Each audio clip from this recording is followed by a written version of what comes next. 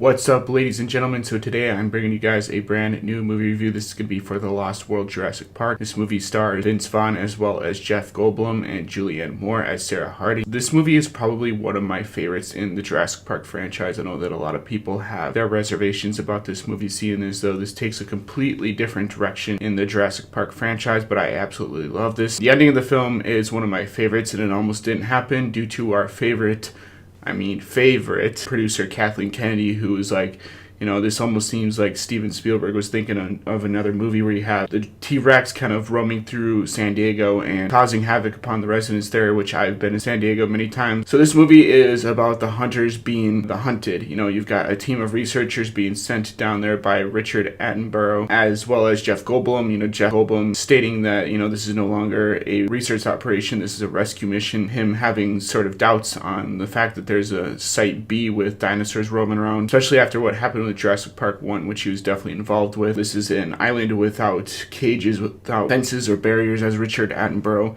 aka John Hammond, would state. He sent a team of researchers down there already, including InGen, which we'll get to that in a little bit. So Jeff Goldblum, after meeting with Lex and Tim from the original movies, you get to see them for a little bit in the films. I always wish they would have maybe brought them back for a sequel or something like that, which would have been interesting, but apparently they're all grown up now, and you kind of see them, kind of in school and everything and doing better than they had in the previous Jurassic Park movies. Dr. Malcolm kind of talks with them a little bit, and then, you see him going to one of these people that is designing sort of the vehicles and the research equipment for the expedition. This guy has amassed a mass amount of vehicles such as, SUVs and RVs, which they've kind of decked out into two sort of halves, which can kind of act not only as the research center, but also as a place for the researchers to stay, seen as though they're going to be on the island for a couple of days. They manage to get to the island, and you find out that InGen has sent in a research division of their own, and their whole entire mission is to bring the dinosaurs back from Isla Sorna, which is Site B, and take them to San Diego, which is their new sort of research facility for visitors to kind of go see the dinosaurs. And from the previous Jurassic Park movie that this is a very, very bad idea, because as we know, nothing ever goes right in Jurassic Park.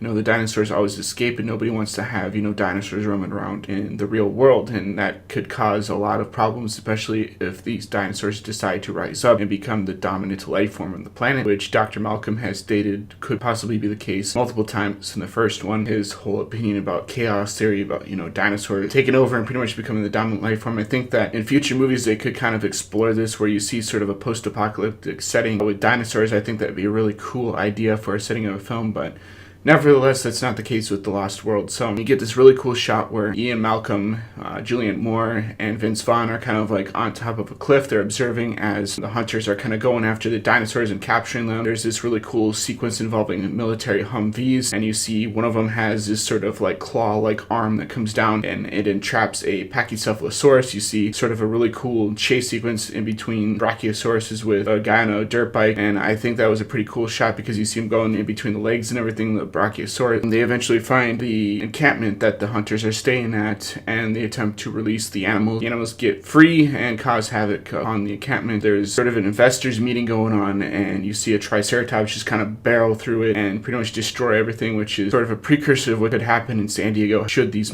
dinosaurs get on the mainland. The hunters rally up the dinosaurs once again. One of the hunters going to the other hunter that, you failed me for the last time, pretty much a reference to Darth Vader's line in Star Wars, and saying that, that's the last time he leaves him in charge, which I think was kind of funny. Then you see this kind of sequence where the Velociraptors are kind of hunting the hunters in sort of a cattail field, pretty much like the sequence where the Velociraptors are hunting Dr. Grant as well as Lex and Tim in the kitchen sequence in the first Jurassic Park. The Velociraptors leaping up into the air and killing the hunters and stuff, which I think was a pretty awesome sequence. You've got a sequence where the RV that the researchers are staying in is thrown off a cliff, and half of it's kind of dangling off a cliff, and you see Sarah Harding kind of fall through the RV and slam into the glass window, which a lot of movies have kind of borrowed that sequence, one of which being The Maze Runner, which copies it pretty much verbatim, where you see sort of Sarah Harding, on the glass kind of like this, and all the glass are kind of like cracking and splintering and stuff, and that was kind of heavily borrowed from that movie. And all this kind of culminates in the final act where you see the RV kind of thrown off the cliff. One of the guys that was helping them, the guy that kind of wrangled up all the equipment and the gear and stuff that they would need for this expedition, is kind of torn in half by two T-Rexes, and it sends the RV off the cliff. And that's when you see Jeff Goldblum and them kind of hanging on for dear life on the side of a cliff face with a rope, and that's when they finally meet the hunters for the first time, who kind of rescue them. This leads to Act 3, where you see the hunters kind of set up a camp, basically so that they can survive the night. Julianne Moore and Jeff Goldblum's daughter, she leaves some food out, which I think is pretty stupid in a way, because we've seen what happens with like bears and stuff, that bears are really attracted to the smell of food, and they can kind of sense it like from a good distance and stuff. And this brings in the T-Rexes, which you see that really interesting sequence where they're trying to sleep, and you see the T-Rex kind of putting its nose through the tent and kind of smelling the food and everything, and finally it roars and kind of lifts the tent up, and you see everybody just kind of scramble away, which I think was pretty cool. There's a scene that involves a waterfall, which Nick Van Owen, aka Vince Vaughn's character, kind of escapes with Julianne Moore's character and Jeff Goldblum's daughter, and one of the hunters has a snake that kind of crawls through his shirt and his vest and everything, and the guy freaks out and everything and runs out, and the T-Rex grabs him, and you kind of see that trickle of blood that kind of comes down the waterfall sequence, which I think was pretty sick. That scene was pretty horrifying for me as a child.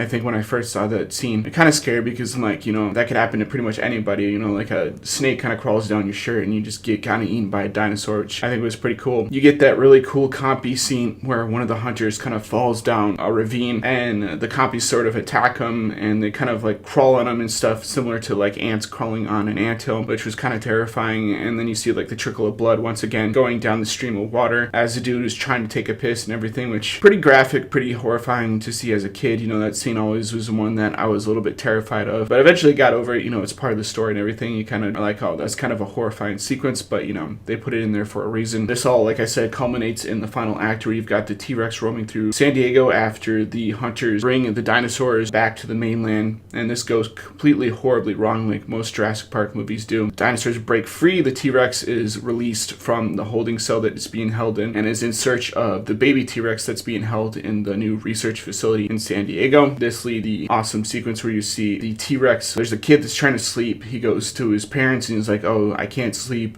there's a dinosaur in our backyard. They don't really believe him, they think he's just making shit up, and then they finally go over there, and there's a giant T-Rex kind of in the window, and he's chomped down on the family dog, which I think was pretty scary at the time, and you see the dog kennel kind of just crash in the ground. This kind of leads to Jeff Goldblum trying to get the baby back to the T-Rex, and they're wandering around through the city as well as the T-Rex. They eventually get the T-Rex and the baby T-Rex back onto the ship that brought him back to the mainland, and Sarah Harding is the last one to kind of fire this tranquilizer dart into the T-Rex and close the sort of giant doorways, locking the T-Rex back into the ship. They eventually send the ship back to Isla Sorna, and then you kind of see that cool shot at the end where you see all the dinosaurs kind of together. You see sort of the Triceratops, the Stegosauruses, the pterodactyls, which were supposed to be in the final act of the film, but were later cut. Like I said, because Kathleen Kennedy really wanted that sequence in there, but Steven Spielberg opted out for the San Diego sequence, which I think works better in the end anyway as a Jurassic Park film. I know a lot of my friends have reserved about this movie, that they say that this isn't really a Jurassic Park movie. I think you're completely wrong, because, Michael Crichton was writing this book right after he wrote the film came out, Jurassic Park.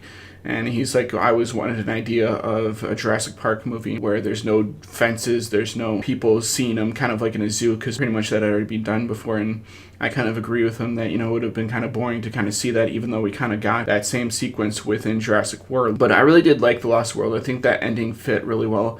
And what's really interesting is Michael Crichton is actually seen in the movie during the San Diego scene where T-Rex kind of chomps at him as he's trying to escape and run into like a store that's kind of on the side of the strip malls.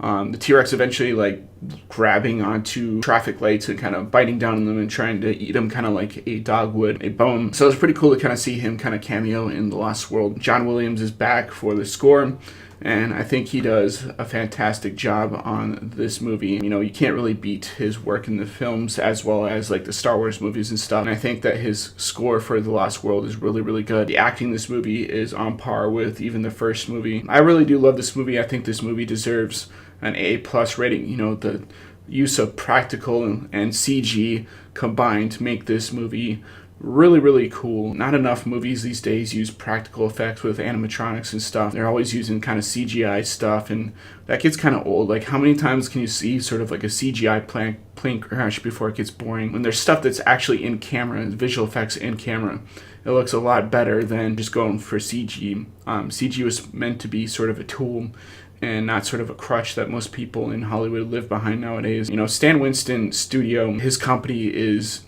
top-notch building animatronic dinosaurs for Jurassic Park, The Lost World, Jurassic Park 3.